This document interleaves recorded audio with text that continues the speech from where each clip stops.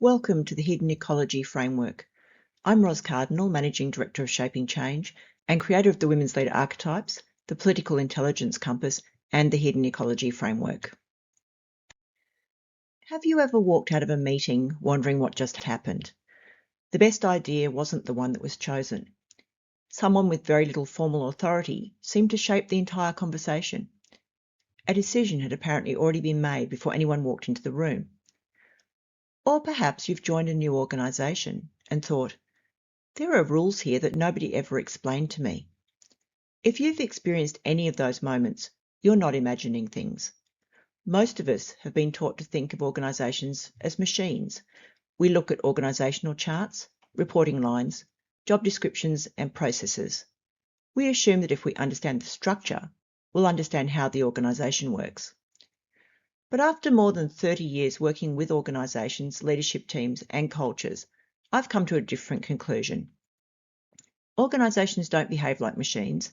They behave much more like living ecosystems.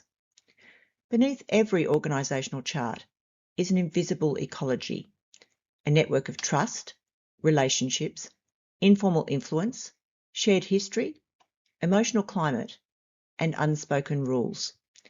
It's this hidden system that quietly shapes how work really gets done. In this video, I'd like to introduce you to the Hidden Ecology Framework, a practical way of seeing the invisible systems that shape every organisation and understanding why everything suddenly starts to make sense once you know where to look. Organisational charts are incredibly useful. They tell us who reports to whom, how teams are structured, where responsibilities sit, and how work is intended to flow. They provide clarity, accountability, and coordination. Every organisation needs them. But have you ever noticed something?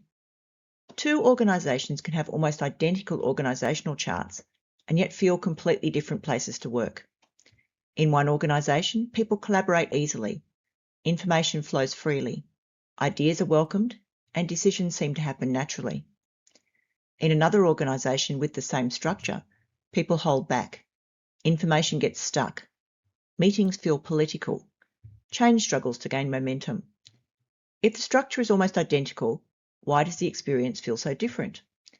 The answer is that the organisation chart only describes the visible organisation.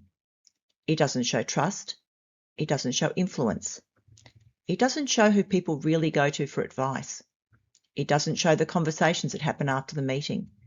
And it certainly doesn't show the emotional climate that shapes how people behave every single day. To understand why organisations work the way they do, we need to look beneath the surface. That's where the hidden ecology begins. This is the idea at the heart of the Hidden Ecology Framework. Every organisation operates through two interconnected systems. The first is the one we can all see. It's the visible organisation, the structure, reporting lines, policies, processes, strategy, and formal decision making.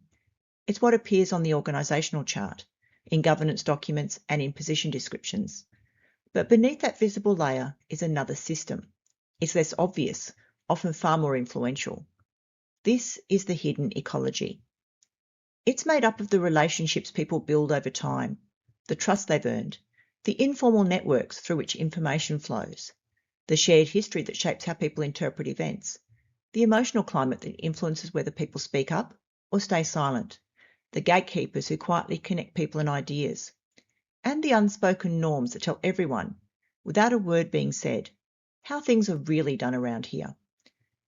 Neither system exists in isolation. The visible organisation creates the environment, but the hidden ecology determines how that environment actually functions.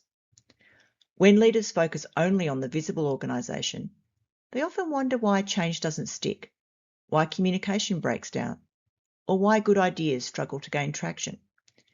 When they begin to understand the hidden ecology, those same situations become much easier to interpret. You stop asking, what's wrong with these people? And you start asking, what's happening beneath the surface that's shaping this behaviour? That shift in perspective changes everything. Every organisation has its own hidden ecology, and while no two are exactly alike, I found there are some common elements that shape how organisations function. Let's briefly explore each one. Trust influences who people listen to, who they confide in, and whose judgment they rely on when uncertainty arises. Relationships determine how easily people collaborate across teams, solve problems, and support one another when the pressure is on. Information flow is about how knowledge actually moves. Sometimes the most important information doesn't travel through formal communication channels. It travels through conversations, networks, and trusted relationships. Shared history explains why organisations remember.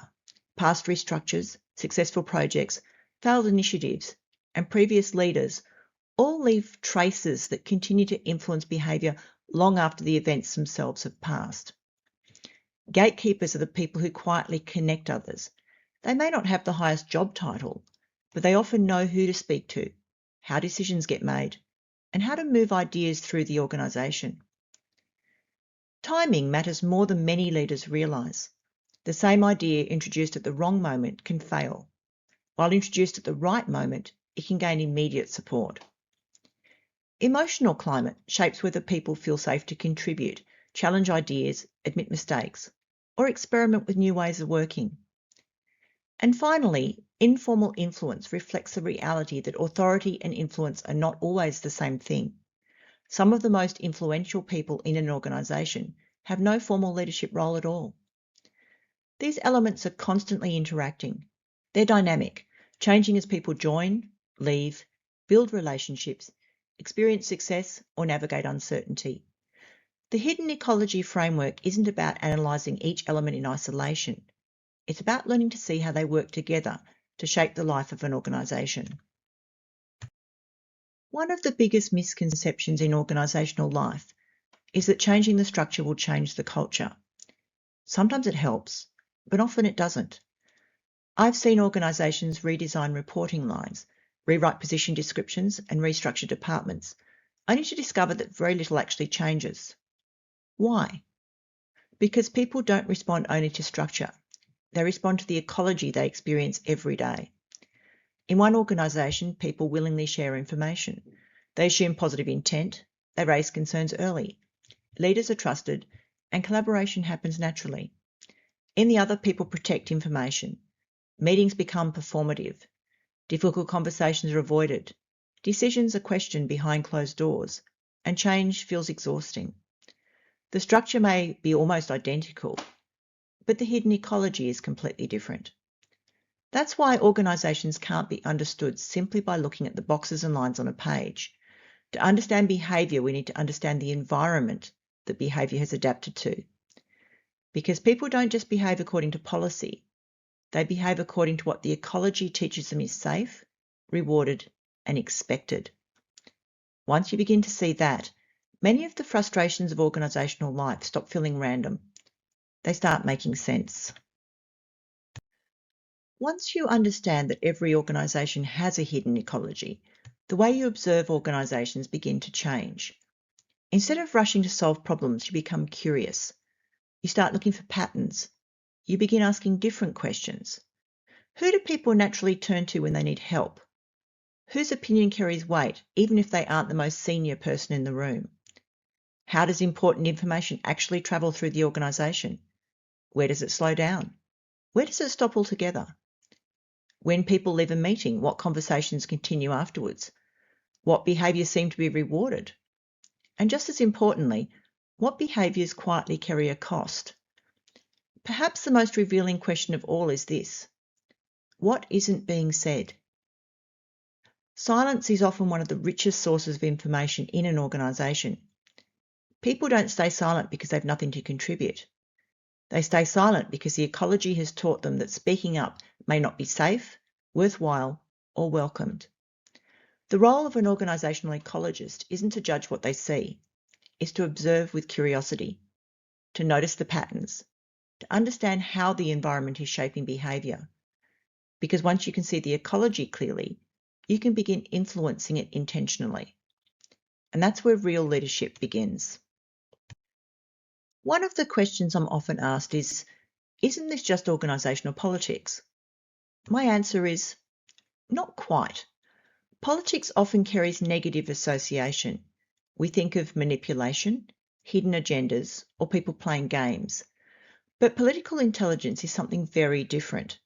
Political intelligence is the ability to understand how influence works within a particular organisational ecology and to navigate that environment with integrity.